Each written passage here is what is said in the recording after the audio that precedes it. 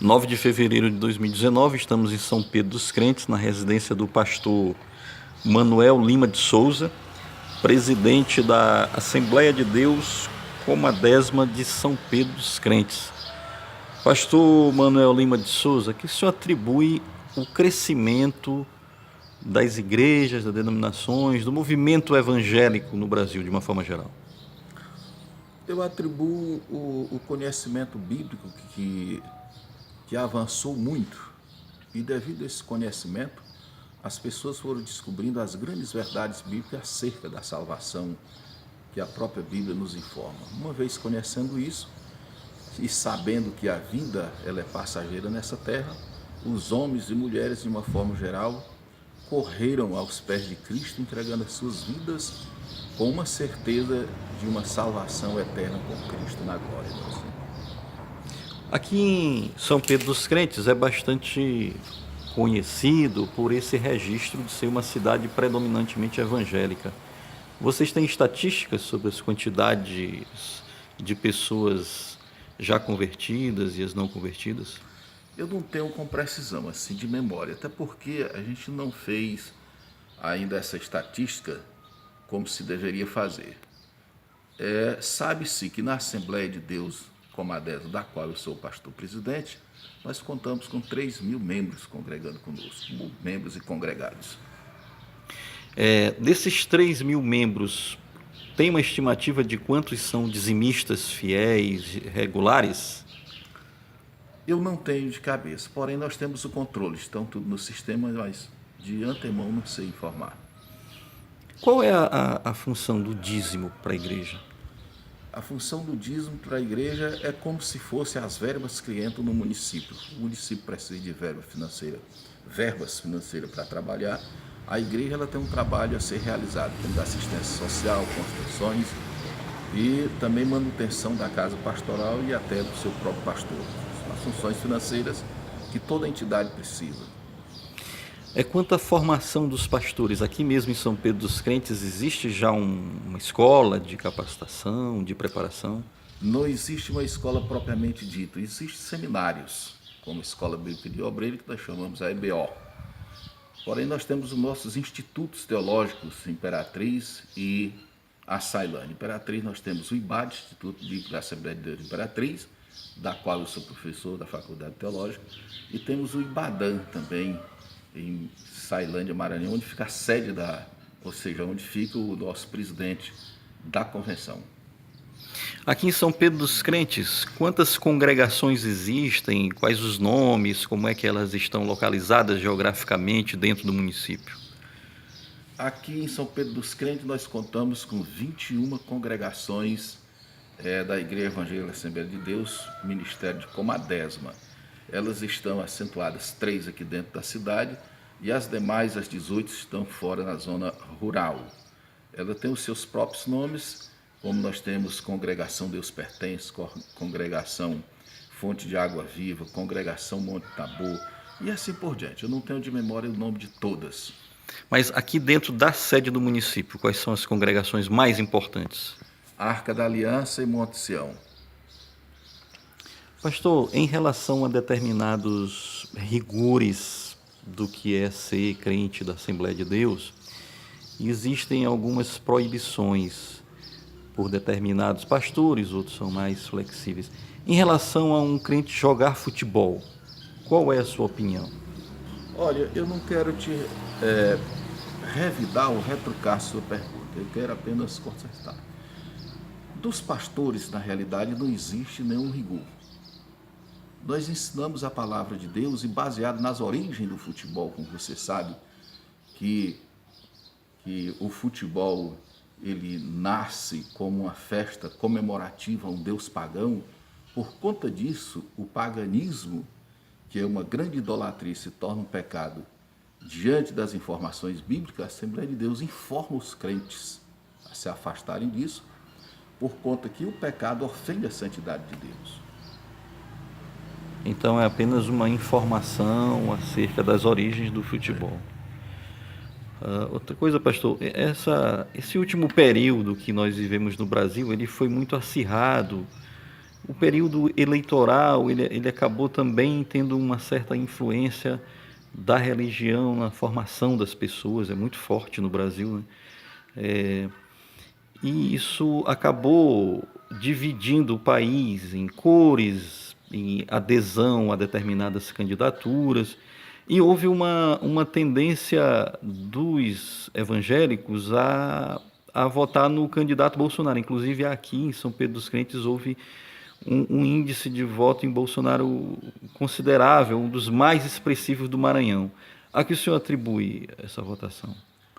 Olha, a palavra de Deus, a Bíblia Sagrada, que é esse livro dos livros que nós o consideramos, e é um livro que ela tem resposta para todas as coisas que nós imaginarmos.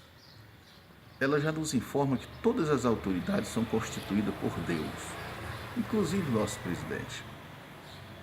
É certo que nós somos cidadãos celestiais, mas somos cidadão terreno. Enquanto cidadão terreno, nós exercemos a cidadania que qualquer uma outra pessoa exerce. E, assim sendo, Deus direcionou ao povo votar no Bolsonaro e a nossa fé e a nossa crença. E assim Deus o fez dele o nosso presidente. Em relação também ao fenômeno das fake news, né, ele foi muito forte, influenciou muito não só a eleição no Brasil, mas é um fenômeno muito estudado e muito evidente fora do Brasil também. Chegou-se, por exemplo, a atribuir ao candidato o uso de uma mamadeira erótica, né? O senhor, como um pastor, professor de Instituto Teológico, o senhor acredita que houve essa proposta de uma mamadeira erótica? Olha, eu sempre procuro me manter dentro de uma realidade. E dessa realidade, para a gente se manter, a gente precisa ter certeza das coisas. Como eu não tenho certeza nem convicção profundas acerca disso aí, eu prefiro deixar como está. Certo. Pastor, quanto ao trabalho aqui da Assembleia de Deus em São Pedro dos Crentes, no que consiste, quais são as atividades que são realizadas no cotidiano, ao longo do ano? A igreja ela tem como primazia o trabalho da adoração ao nosso Deus, em primeira instância. Até porque é um trabalho que a Bíblia, a palavra do Senhor nos informa, que Deus está procurando os verdadeiros adoradores que o adorem em espírito e em verdade.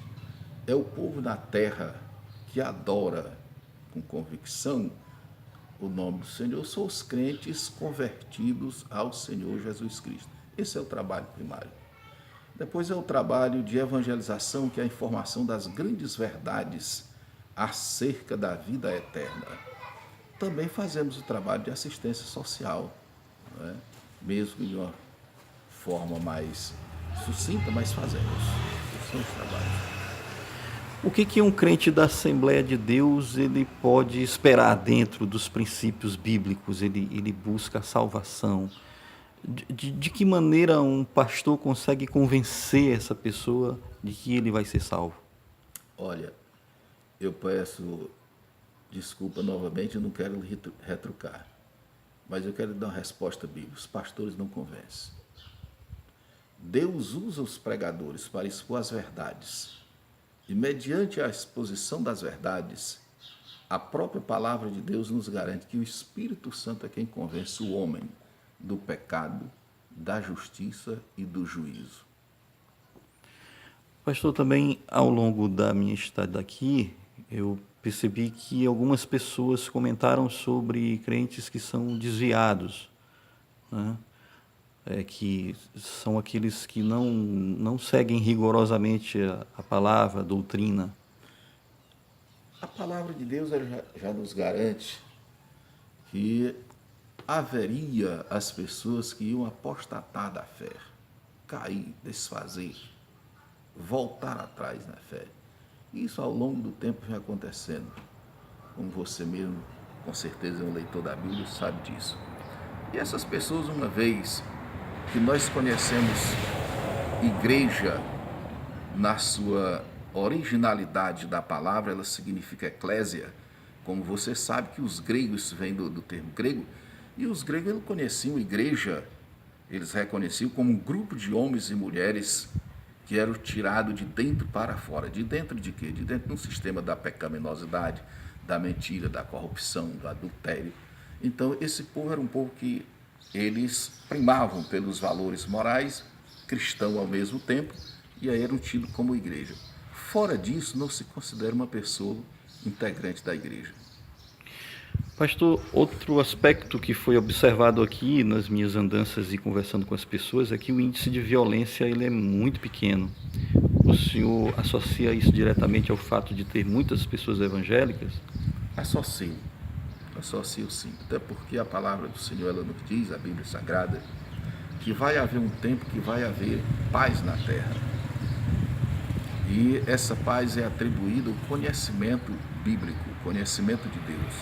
O profeta Isaías chegou a dizer o seguinte, que vai haver um tempo que o conhecimento de Deus vai cobrir a terra, assim como as águas dos mares cobrem o leito do mar. E nesse tempo vai haver paz, por conta do conhecimento. Então, o conhecimento bíblico, ele nos leva a respeitar o nosso semelhante e sabermos que nós somos pessoas que devemos e temos o direito de viver, e a violência, a estupidez, a arrogância, a prepotência não resolve nada, mas sim a paz. Pastor, aqui também eu observei que existe um número relativo de bares, lugares que vendem bebidas alcoólicas. Hoje mesmo está tendo um torneio de sinuca, embora a cidade seja predominantemente de crentes. O senhor tem uma expectativa de que possa converter um número maior de pessoas, considerando que existem bares, existem ainda muitas práticas que não são consideradas adequadas para uma cidade evangélica? Sim, porque é em meio a essas dificuldades espirituais que as pessoas vão descobrir o que é certo e o que é errado. Então, mediante a observância deles mesmos acerca da vida da pecaminosidade ou depravada lá no mundo, eles vão observando como a igreja se porta no meio de uma sociedade dessa, e deles nós temos ganhado muitas pessoas para Jesus através da pregação do Evangelho do Senhor Jesus Cristo. A essa fé, sim. Eu vi também aqui uma outra expressão que me permita dizer, porque eu ouvi, não fui eu que, não sou o autor, né? Que existe um certo tipo de crente que chama-se crente Raimundo, aquele que teria um pé na igreja e o outro no mundo. Isso aí não são expressões minhas, o povo dizem, não é? Se você está me afirmando, certamente eu vou acreditar no que você ouviu. Mais alguma coisa que o senhor queria acrescentar, que eu não perguntei, que o senhor considera relevante dizer? Não, só quero deixar bem expresso a todos que o Senhor Jesus Cristo é a nossa única esperança, fora dele não há salvação, que todos os homens e todas as mulheres procurem correr aos pés de Cristo enquanto é tempo, sabendo que a vida nessa terra é passageira, né? E como a vida ela é imprevisível, nós não sabemos a quantas horas, né, a quantos minutos, nem segundos estamos vivos. Então a palavra do Senhor ela nos informa que a terra é o nosso vale da decisão. Que todos os homens, não é, que todas as mulheres aproveitem o seu tempo, faça a sua decisão aos pés de Cristo, aceitando-o como Senhor e Salvador da sua vida e garantindo o direito de morar no céu. Deus abençoe. Obrigado, pastor.